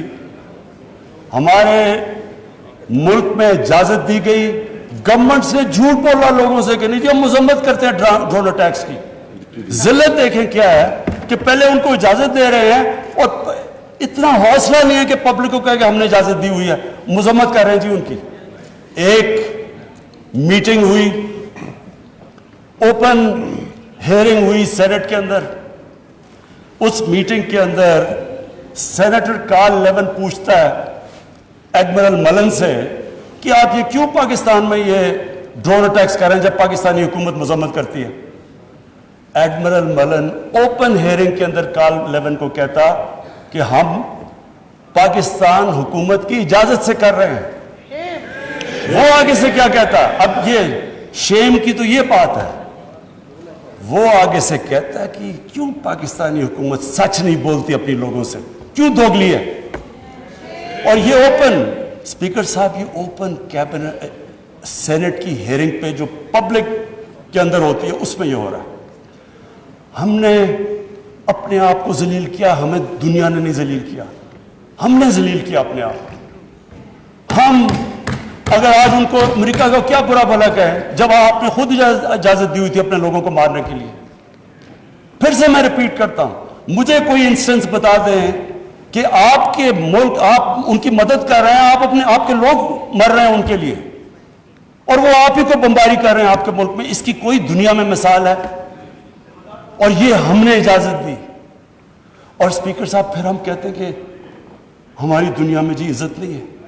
جب اسامہ بن لادن کے خلاف آپریشن کیا ایبٹ آباد میں اسپیکر صاحب اوورسیز پاکستانیوں کو جانتا ہوں, جتنی ذلت اوورسیز پاکستانی کو, لوگ کہتے ہیں ہم چھپ گئے, ہم دنیا کو فیس نہیں کر سکتے تھے کہ پہلے تو ایک آپ ان کے لیے لڑ رہے ہیں جی ہم آپ کی فرنٹ لائن سٹیٹ ہے, اور پھر جناب جب اس کو یہاں مارا تو کیا ہمارا اہلا ہے ہمارے اوپر اتنا اعتماد نہیں کرتا تھا کہ ہمیں کہہ دے کہ آپ کریں؟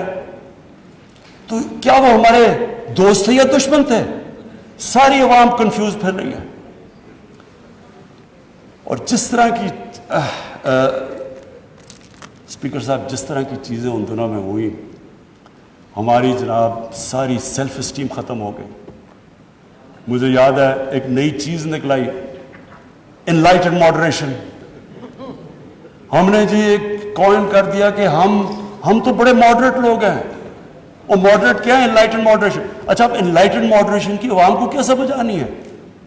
مجھے بھی ابھی تک نہیں سمجھ کے کیا چیز ہے. لوگوں نے اس کا سمجھا کیا؟ کیونکہ ہماری لیڈرشپ اتنی متاثر تھی, لوگوں نے کیا کہا جی ساروں نے سوٹ شوٹ پہن لیا اور انگریزی بولنی شروع کر دی.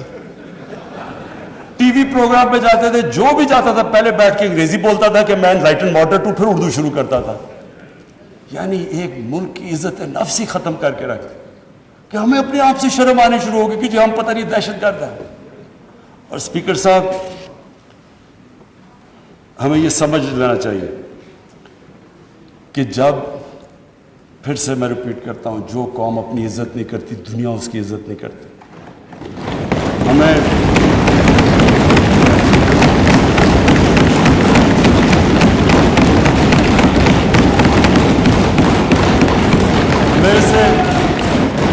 میرے سے پوچھا گیا جی کہ آپ پاکستان بیسز دے گا امریکہ کو؟ پر دیکھیں, میں اگلا سوال تو اسے یہ پوچھوں کہ جب ہم نے اتنی سروس دی, 70,000 لوگ ہمارے گئے, $150 ارب ہم نے اپنے ملک کا نقصان کر دیا, کیا انہوں نے ہماری تعریف کی؟ کیا انہوں نے اکنالج کیا کہ کتنی قربانی دیا پاکستان نے؟ کوئی دنیا میں ملک ہے جس نے کسی اور کے لیے اتنی قربانی دی ہو؟ انہوں نے الٹا برا بھلا کہا, دوگلے ہو تم. انہوں نے کہا جی افغانستان میں دوگلی گیم کر, افغانستان کی جنگ نہیں جیت رہا, وہ بھی ہمارے پر ڈال دیا. یعنی بجائے کہ اپریشیٹ کرنا, الٹا پاکستان کو برا بھلا کہا گیا. تو اسپیکر صاحب اس سے ہم نے ایک سبق سیکھا, کبھی اس قوم نے کسی کے لیے کسی خوف سے ہم نے اپنی ساورنٹی کے اوپر کمپرومائز نہیں کرنا.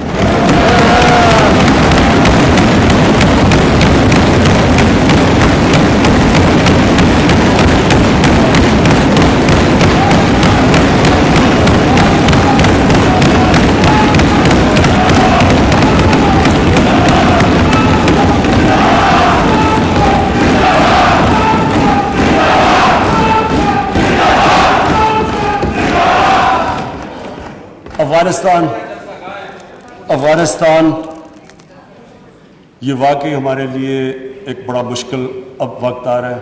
میں اپنی ساری قوم کے سامنے یہ چیز کہنا چاہتا ہوں. ہم نے جتنی اور اب یہ بھی میں کہہ دوں کہ ہمارا جو ہمارا اور امریکہ کا اس وقت انٹرسٹ ہے وہ ایک ہی افغانستان میں.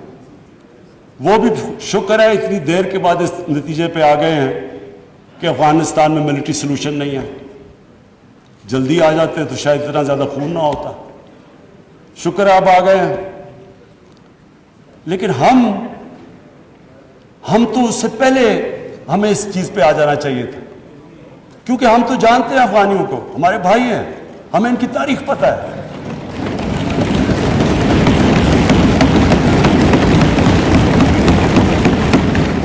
کبھی افغانستان نے باہر سے انٹرفیئرنس ایکسیپٹ نہیں کی, چاہے وہ انگریزوں کا دیکھ لیتے 19 سینچری میں, چاہے روسیوں کا دیکھ لیں, سوویٹس کا, اور چاہے یہ جو اتنی لمبی ساری امریکہ کی تاریخ میں سب سے بڑی جنگ کے بعد وہ بھی اس نتیجے پہ پہنچ گئے کہ کوئی ملٹری سلوشن نہیں تھا.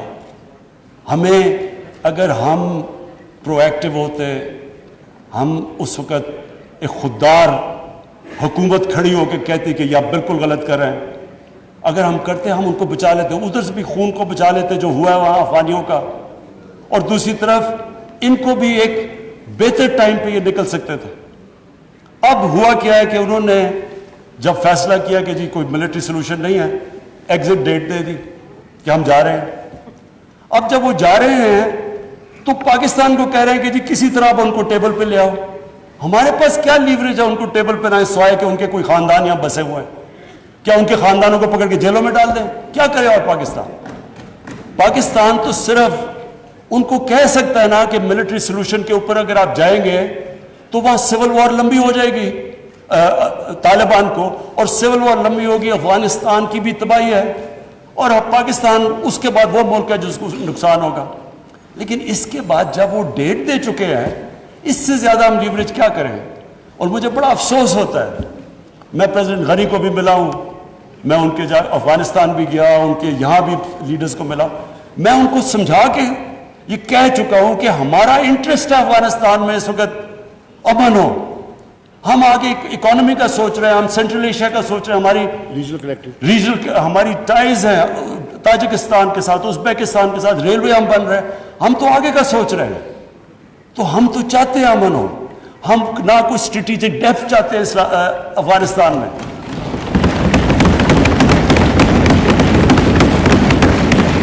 ہم نہ کوئی فیوریٹس چاہتے ہیں, نہ ہم کوئی پارٹیز کو چوز کرنا چاہتے ہیں. جو افغانستان کے لوگ چاہتے ہیں ہم ان کے ساتھ ہیں.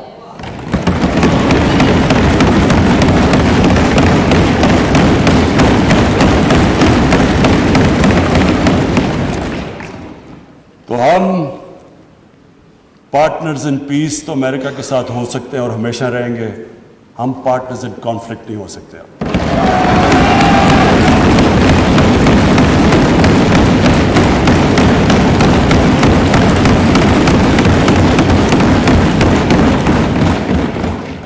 اسپیکر صاحب, اب میں صرف دو آخر میں اپیل کرنا چاہتا ہوں. ایک تو اپنے اوورسیز پاکستانیز کو, سب سے پہلے تو ان کا شکریہ ادا کرنا چاہتا ہوں کہ جس طرح انہوں نے ریمیٹنسز, ریکارڈ ریمیٹنسز پاکستان میں بھیجی. آج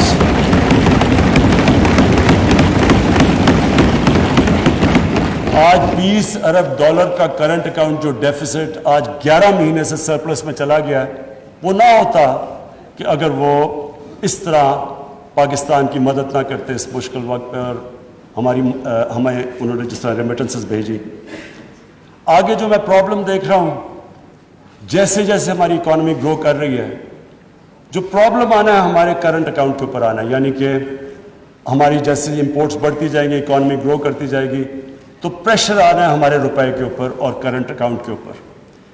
تو شارٹ ٹرم کے اندر میں اوورسیز پاکستانیز کو یہ کہنا چاہتا ہوں کہ پاکستان یہ آپ کا ملک ہے. آپ نے دیکھ لیا کہ باہر جا کے جو بھی دنیا میں آپ باہر چلے جائیں، اپنے ملک جیسی کوئی جگہ نہیں ہے. میں نے آج بڑی ایک تکلیف دہ آج میں نے سٹوری پڑھی. کینیڈا کے اندر ایک تو پہلے پاکستانی خاندان کو انہوں نے ایک گاڑی، ان کا جو انتہا پسند تھا اس نے گاڑی چڑھا دی. اب کل میں نے پڑھا اخبار میں کہ 30-32 سال کا پاکستانی نوجوان جو وہاں گیا ہوا تھا اپنی فیملی کو لے کے، وہ یہ اس کی آج بیان تھا، اس کو چاقو مارا انہوں نے اور وہ ہاسپٹل میں. وہی ریسسٹ، یہ جو اسلاموفوبیا کی وجہ سے جو وہاں کے ریسسٹ ہیں. تو اس نے جو سٹیٹمنٹ دی، میں صرف یہ کہنا چاہتا ہوں کہ وہ ہمارے لیے بڑی تکلیف دہ ہے. اس نے کہا کہ دیکھیں، میں تو یہاں روزی کمانے آیا تھا، اب مجھے خطرہ ہو گیا اپنی بیوی اور بچوں کو. تو یہ سارے اوورسیز پاکستانیوں کو میں آج کہنا چاہتا ہوں کہ دیکھیں، ہم بدقسمتی سے آپ کو نوکریاں یہاں نہیں دے سکے، آپ کو باہر جانا پڑا، اور آپ وہاں کام بھی اچھا کر رہے ہیں، کہ بڑے ایکسل کر چکے ہیں. لیکن یہ ضروری ہے آپ کے لیے کہ آپ کا ملک تکڑا ہو، کہ اگر آپ کو مشکل پڑے اس طرح کی، تو آپ کو یہ ہو کہ میں اپنے ملک میں واپس جا سکتا ہوں. اس لیے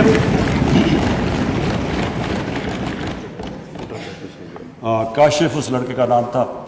تو میں یہ چاہتا ہوں کہ ہمارے اوورسیز، اب ہم پاکستان صحیح راستے پہ نکلا ہوا ہے. میں چاہتا ہوں کہ آپ پوری طرح اس ملک کی اس میں انویسٹ کریں، بزنسز کھولیں. ہم اب پوری طرح، میں خود لیڈ کر رہا ہوں کہ ہم ہر قسم کی رکاوٹیں دور کریں آپ کے لیے، ریگولیشنز کم کریں، ایز آف ڈوئنگ بزنس کریں، تاکہ آپ آئیں بینکوں میں ہمارے پیسے رکھوائیں.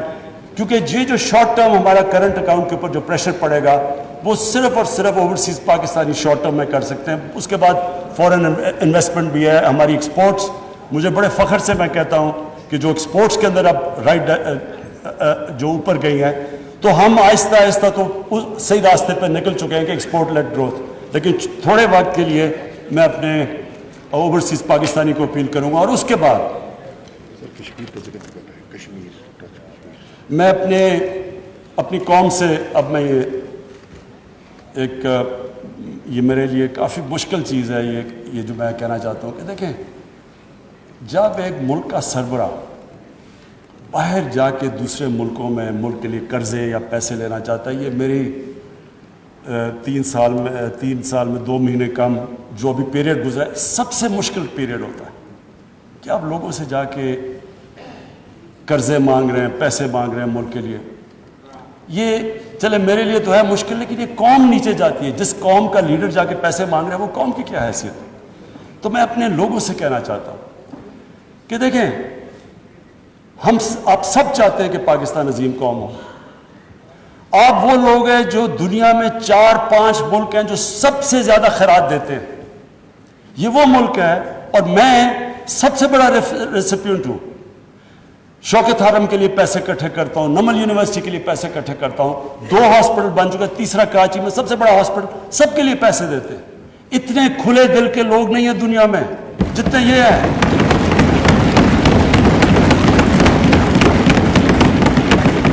لیکن اسپیکر صاحب، جب ٹیکس دینا ہوتا تو ٹیکس نہیں دیتے. دنیا میں سب سے کم ہم ٹیکس دیتے ہیں.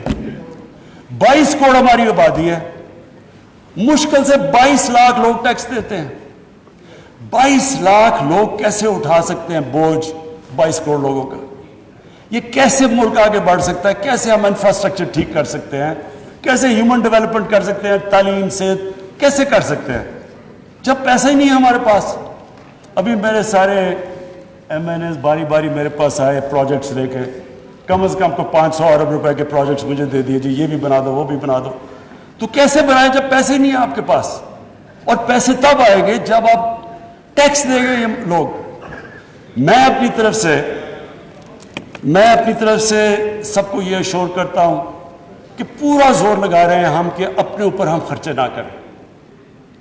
پرائم منسٹر ہاؤس کے اندر کتنا ہم نے ہاؤس اور اس کے میں 108 کروڑ روپیہ 3 سالوں میں ہم نے اپنا ایکسپینس کم کیا ہے. فیڈرل گورنمنٹ نے کیا 2 سال میں پاکستانی فوج نے اپنا بجٹ فریز کر دیا. ہم نے پوری کوشش کی ہے آسٹیرٹی کی. لیکن اب قوم کو سامنے آنا پڑے گا. اگر ہم نے خوددار قوم بننا ہے ہمیں ٹیکس دینا پڑے گا. اس کو جس طرح آپ اس کو زکوٰۃ کو سمجھتے ہیں, جس کھلے دل سے زکوٰۃ دیتے ہیں, خیرات دیتے ہیں, تو ٹیکس یہ میں اس لیے یہ کہہ رہا ہوں آج کیونکہ ہم اب پورا میں یہ آج کہنا چاہتا ہوں کہ ہم نے پوری چھوٹ دی ہے بزنسز کو. مجھے اتنا بھی پتہ ہے کئی بزنس نے اتنا پیسہ بنایا جتنا کبھی نہیں. خود مجھے بزنس مین نے کہا کہ ہمارا کبھی اتنا پیسہ نہیں بنا. تو یہ ضروری ہے سب بزنسز سب کو کہتا ہوں کہ آپ کو کنٹریبیوٹ کرنا چاہیے. پیسے دیانتداری سے پیسے دینے چاہیے. ہمارا کام ہے کہ ہم ایف بی آر کو ٹھیک کریں گے کہ ایف بی آر میں ہراسمنٹ کا جو ایشو ہے آٹومیشن لے کے آ رہے ہیں انشاءاللہ تاکہ انسانوں کا کانٹیکٹ نہ ہو. لیکن عوام کا بھی آپ کا کام ہے کہ اگر آپ دنیا میں خودداری سے پھرنا چاہتے ہیں, ہر پاسپورٹ کی دنیا میں عزت چاہتے ہیں, تو آپ کو اب اس طرح ٹیکس دینا پڑے گا جس طرح اسکینڈینیویا کے لوگ دیتے ہیں, جو کہ آج خوشحال معاشرہ ہے. خوشحال معاشرہ تب تک نہیں ہوگا جب تک ہم دیانتداری سے ٹیکس نہیں دیں گے. تو میری اپیل ہے آج سب کو کہ ہمارا ٹارگٹ سٹف ہے. ہم نے تقریباً 6,000 ارب روپیہ اکٹھا کرنا ہے ٹیکسز میں. 5,800 ارب روپیہ ہم نے اکٹھا کرنا ہے جو ہمارا ٹارگٹ ہے. اس کے اوپر ہم یہ جو نیا ہم نے اب فیصلہ کیا ہے کہ جس طرح امریکہ کے اندر ٹیکس فراڈ کا مطلب جیل. ٹیکس فراڈ کیا آپ جیل میں گئے. یہاں ہم کرنے لگے تھے لیکن ہمیں آیا کہ جی ایف بی آر کو لوگوں کو اعتماد نہیں. اب فائنانس منسٹر کے نیچے کمیٹی بنے گی, جو ولفل ٹیکس ڈیفالٹ ہوگا ہم اس کو جیل میں ڈال دیں گے. کیونکہ اگر ہم نے یہ نہ پیسہ اکٹھا کیا, ابھی بھی ہم IMF پروگرام میں ہیں, انہوں نے اس کے بعد ہمیں کہنا ہے کہ جی اس کے اوپر ٹیکس لگاؤ اور GST لگاؤ اور چیزوں کے اوپر اور کھانے, تو لوگ تکلیف میں جائیں گے. تو لوگوں کے آپ سب کے انٹرسٹ پہ ہیں کہ اگر ہم سارے لوگ تھوڑا تھوڑا ٹیکس دے دیں گے تو ہمارا ٹارگٹ پورا ہو جائے گا اور پھر ہمیں لوگوں کے اوپر مشکلیں نہیں ڈالنی پڑیں گی. آخر میں بس اسپیکر صاحب میں اپنی کنکلوڈ کرتا ہوں تقریر کہ ہمارا ایک ایشو ہے پاکستان کا جو کشمیریوں کے ساتھ جو ظلم ہے اس وقت ہندوستان کی حکومت ظلم کر رہی ہے. میں آج اس لیے بات کرنا چاہتا ہوں کہ 5 اگست اس سے پہلے بھی کشمیریوں کے اوپر ہندوستان کی حکومت ظلم کر رہی تھی. پیلٹ گنز کا استعمال, لوگوں کو اٹھا لینا, ان کو ایک ایسا ٹریٹ کرنا جیسے جب سے یہ BJP کی حکومت آئی ہے, یہ جو RSS کا ایجنڈا ہے ان کو ہر قسم کی تکلیف میں تھا. لیکن 5 اگست کے بعد ظلم کی انتہا ہو گئی. تو میں آج اس پلیٹ فارم سے اس لیے ان کا نام لینا چاہتا ہوں کہ انہوں نے بڑی قربانیاں دی. میں ان کے جذبے کو سلام پیش کرنا چاہتا ہوں اپنی ساری قوم کی طرف سے.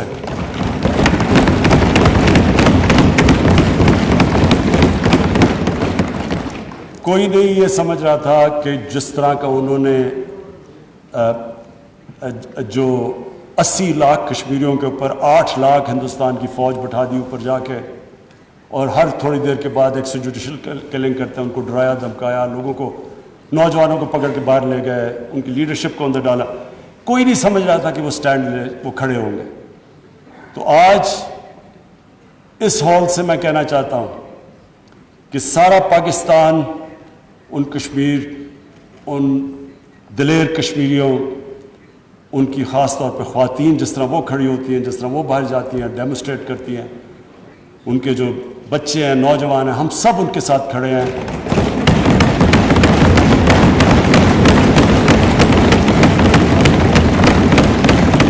اور جو مرضی لوگ کہیں کہ جی یہ کچھ کرنے لگے ہیں کمپرومائز کسی قسم کی, جب تک ہم ہندوستان سے ڈپلومیٹک ریلیشن شپ بحال نہیں ہوگی, جب تک جو 5 اگست کے انہوں نے جو قدم اٹھائے ہوں وہ واپس نہیں لیں گے, تب تک